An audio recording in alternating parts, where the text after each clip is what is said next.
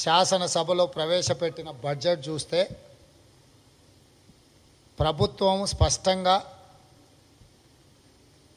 అమరవీర కుటుంబాల నుంచి మొదలు పెడితే విద్యార్థులను ఉద్యమకారులను అవమానించడానికి కంకణం కట్టుకున్నది అన్నట్టుగా కనిపిస్తుంది. 2014-15 తెలంగాణ రాష్ట్రంలో మొదటి శాసనసభ సమావేశాల సందర్భంగా ప్రవేశపెట్టిన బడ్జెట్ సందర్భంగా ముఖ్యమంత్రి గారు తొలి తెలంగాణ ఉద్యమంలో అమరులైన 369 మంది, మళ్ళీ తెలంగాణ ఉద్యమంలో 1200 మంది విద్యార్థులు ఆత్మ బలిదానాలు చేసుకున్నారు. మొత్తం 1569 మంది అమరవీరుల కుటుంబాలను ఆదుకోవడానికి ప్రతి కుటుంబానికి ఒక ఉద్యోగం, 10 లక్షల రూపాయలు, డబుల్ బెడ్రూమ్ ఇల్లు, అదేవిధంగా భూమి లేని పేదలకు 3 ఎకరాల భూమి ఇస్తా అని చెప్పి స్పష్టంగా మొదటి శాసనసభ సమావేశాల సందర్భంగా ప్రభుత్వం ప్రకటించడం జరిగింది. ఇప్పటి వరకు 500 పైచిలకు అమరవీరులను మాత్రమే గుర్తించారు. అందులో కొంతమందికి ఉద్యోగాలు ఇచ్చారు, ఇంకొంతమందికి 10 లక్షల రూపాయల ఆర్థిక సహాయాన్ని అందించారు. మిగతా ఎవరికి కూడా డబల్ బెడ్రూమ్ ఇండ్లు కానీ 3 ఎకరాల భూమి కానీ ఎలాంటి సహకారం అందించకపోనో ఈ బడ్జెట్లో అయినా, ఎందుకు ఈ బడ్జెట్ను ప్రత్యేకంగా మాట్లాడుతున్నామంటే టీఆర్ఎస్ పార్టీ కేసీఆర్ గారు ప్రవేశపెట్టే చివరి బడ్జెట్ ఇది. ఈ సంవత్సర ముగించే లోపల రాష్ట్ర ప్రభుత్వాన్ని రద్దు చేయబోతున్నాడు. మళ్ళీ కేసీఆర్ గారు అధికారంలోకి వచ్చేది లేదు. చంద్రశేఖరరావు గారి నేతృత్వంలో ప్రవేశపెట్టబడిన చివరి బడ్జెట్లో అమరవీర కుటుంబాలను ఆదుకోవడానికి అనా పైసా కూడా కేటాయించలేదు. తద్వారా అమరవీరుల కుటుంబాలను కేసీఆర్ గారు అవమానించారు. ఇప్పటికైనా బడ్జెట్లో సవరణల సందర్భంగా అమరవీరుల కుటుంబాలకు మొత్తంగా 1569 మందిని గుర్తించి వాళ్లకు మొదటి సమావేశంలో ఏదైతే తీర్మానం ప్రవేశపెట్టినరో ఆ తీర్మానం ప్రకారం ఉద్యోగ అవకాశాలు, డబుల్ బెడ్రూమ్ ఇల్లు, 3 ఎకరాల భూమి, 10 లక్షల రూపాయల ఆర్థిక సహాయాన్ని అందించవలసిందిగా కాంగ్రెస్ పార్టీ పక్షాన డిమాండ్ చేస్తున్నాం. రెండవది, 2018 ఎన్నికల సందర్భంగా ఉద్యోగ అవకాశాలు ఇస్తాము, ఉద్యోగాలు ఇవ్వకపోతే 3016 రూపాయలు నిరుద్యోగ భృతి ఇస్తామని చెప్పి ముఖ్యమంత్రి గారు చెప్పారు. తెలంగాణ టీఎస్పీఎస్సీ వెబ్సైట్లో నమోదు చేసుకున్న వాళ్ళే దాదాపుగా 25 లక్షల మంది నిరుద్యోగులు ఉన్నారు. ఆ నిరుద్యోగులకు ప్రతి ఒక్కరికి 3016 రూపాయలు కేటాయించాలంటే ఈ బడ్జెట్లో 100 కోట్ల రూపాయల నిధులు పెట్టాలి. కానీ నిరుద్యోగ భృతి చెల్లించడానికి 1 రూపాయి కూడా ఈ బడ్జెట్లో కేసీఆర్ గారు పెట్టలేదు. అంటే నిరుద్యోగులను చివరి బడ్జెట్లో కూడా కేసీఆర్ గారు మోసం చేసిండ్రు.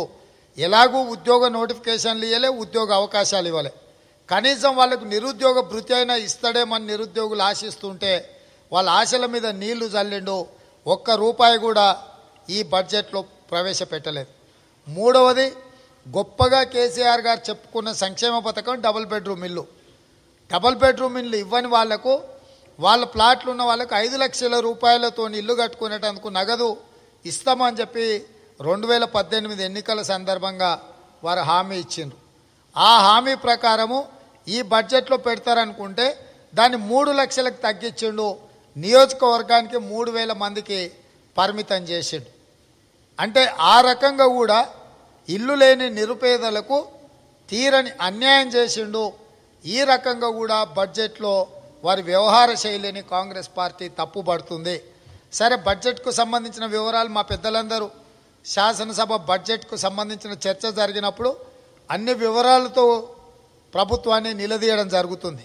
కానీ శాసనసభ నిర్వహణ గవర్నర్ గారి ప్రసంగాన్ని ఎత్తేయడమే కాకుండా బడ్జెట్ ప్రసంగం సందర్భంగా ఇప్పటి వరకు ఎప్పుడు కూడా మేము చాలా సంవత్సరాల నుంచి ఎమ్మెల్యేలుగా, ఎమ్మెల్సీలుగా వివిధ హోదాలలో జీవనాన్ని అయితే దాదాపుగా 37 సంవత్సరాలు 40 సంవత్సరాలు దాదాపుగా ఇప్పటికి ప్రజా జీవితంలో ఉన్నారు. ఎప్పుడు కూడా బడ్జెట్ ప్రవేశపెట్టిన రోజు కానీ గవర్నర్ ప్రసంగం రోజు కానీ సభ్యుల మీద చర్యలు తీసుకున్న సందర్భం లేదు. గవర్నర్ ప్రసంగం రోజు ఏదైనా గందరగోళం జరిగినా, బడ్జెట్ ప్రవేశపెట్టిన రోజు ఏదైనా గందరగోళం సభలో జరిగితే బీఏసీలో చర్చించి తర్వాతి రోజు శాసనసభ సమావేశాల సందర్భంగా చర్యలు తీసుకోవడం జరుగుతుంది సభ్యుల మీద. కానీ బడ్జెట్ సందర్భంగానే జరగని గందరగోళాన్ని జరిగినట్టుగా చూపించి సభ్యుల యొక్క హక్కు పోడియంలోకి వెళ్ళడం కానీ, ప్రభుత్వం ప్రవేశపెట్టిన బడ్జెట్లో ఆశించిన మేరకు నిధుల కేటాయింపులు లేకపోతే నిరసన తెలపడం అనేది ప్రతిపక్షాల హక్కు. నిరసన అనేది ప్రజాస్వామిక హక్కు. నిరసనల ద్వారానే తెలంగాణ రాష్ట్రాన్ని సాధించుకున్నాం. అదే శాసనసభలో తెలంగాణ ఉద్యమం సందర్భంగా గవర్నర్ ప్రసంగం నుంచి మొదలు పెడితే బడ్జెట్ ప్రవేశపెట్టినప్పుడు కూడా అడ్డుకోవడం, నిలదీయడం, గందరగోళం సృష్టించడం ఎన్నో సందర్భాలలో జరిగింది. కానీ ఎప్పుడు కూడా ఈ రకమైన ప్రజాస్వామ్య వ్యతిరేక విధానాలు ఎవరు కూడా చేపట్టలేదు. ఇవాళ స్పీకర్ గారు ఉన్న పలంగా ఎంబడే సభ్యులను బడ్జెట్ సమావేశాలు మొత్తము బహిష్కరిస్తున్నామన్న నిర్ణయాన్ని, ఇది పార్టీలకు సంబంధించిన సమస్య కాదు.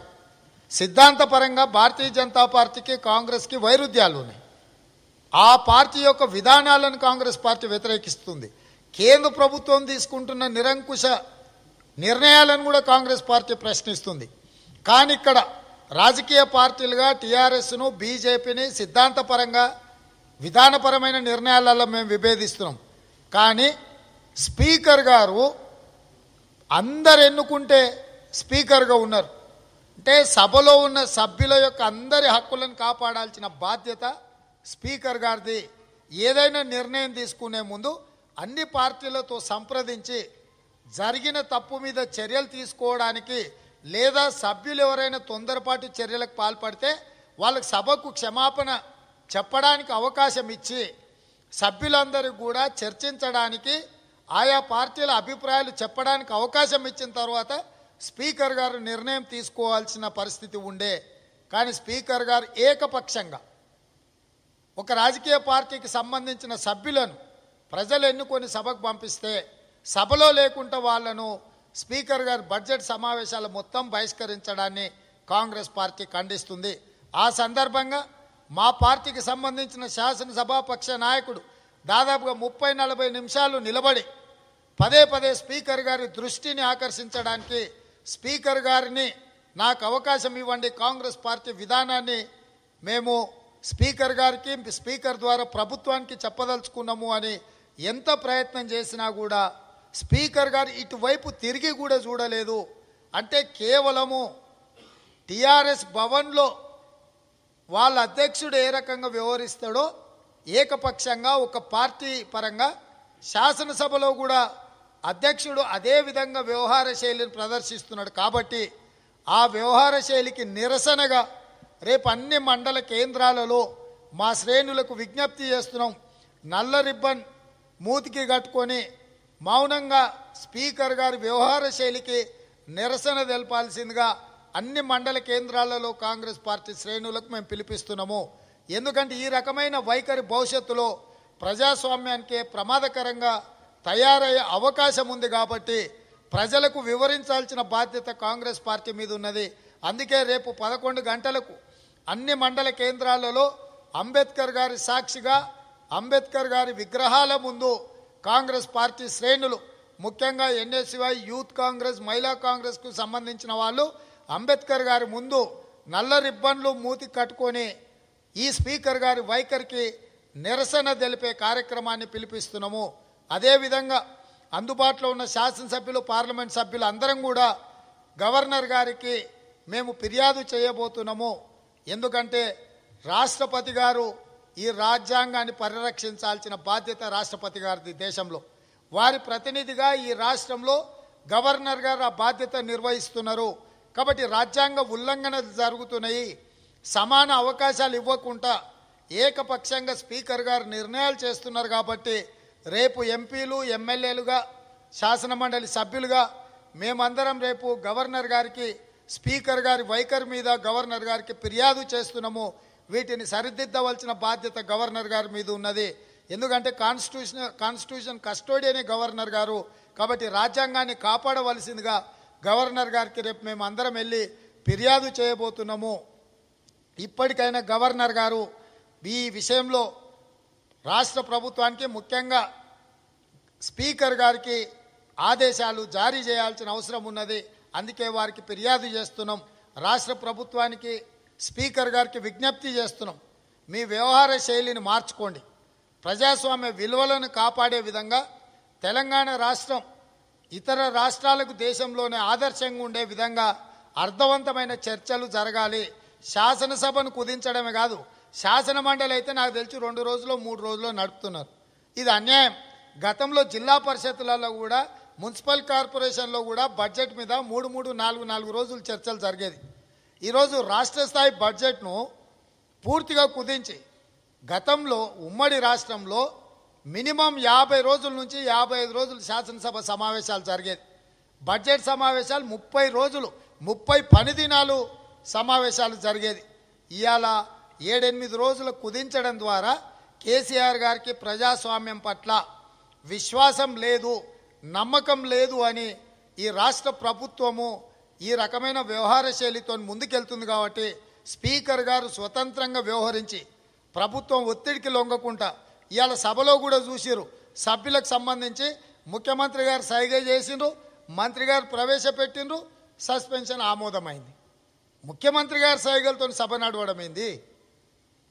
అసలు అంటే ఎలాంటి సాంప్రదాయాలకు టీఆర్ఎస్ పార్టీ తెరలేపుతుందో ఆలోచన చేయాల్సిందిగా, అందుకే మండల కేంద్రాలలో మౌన అంబేద్కర్ సాక్షిగా అంబేద్కర్ గారి ముందు మౌన దీక్ష చేసి నిరసన తెలిపే కార్యక్రమం, అదేవిధంగా గవర్నర్ గారికి ఫిర్యాదు చేసే కార్యక్రమాన్ని కాంగ్రెస్ పార్టీ తీసుకుంటుంది.